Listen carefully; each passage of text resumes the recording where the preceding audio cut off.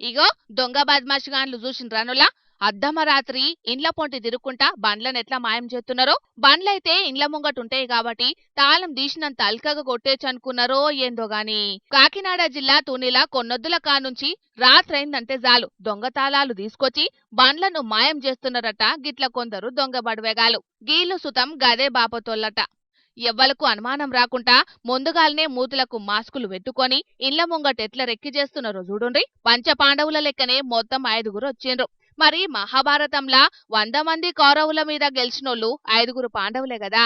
గదే సెంటిమెంట్ ను ఇన్స్పైర్ గా తీసుకొని మొత్తం 5గురు బ్యాచ్లు అయినట్టున్నారు దొంగ బడివేగాళ్ళు. ఇక ఒక్కతాన 4-5 బండ్లు గానొచ్చినాయి అంటే చాలు తెచ్చుకున్న దొంగ తాళాలు పెట్టి వచ్చిన పని గానిస్తున్నారట గిట్లా. బండిని షాల్ చేస్తే సప్పుడైతదని మెల్లగా ఆరికెంచి తీసుకుపోయిండ్రు. కొండవారిపేటలో జరిగిందిది.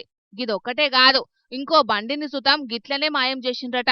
ఇది చూసి బండ్లు బయట పెట్టాలంటే మస్తు గుబులు పడుతున్నారట ఆడున్న పబ్లిక్ అందరు. ఈ ముచ్చట మీద పోలీసులు కేసు బుకింగ్ చేసి ఎంక్వైరీలు చేసే వరకు 16 బైకులు మాయం చేసిన ఒక బద్మాషిగాడు సుతం దొరికిందట.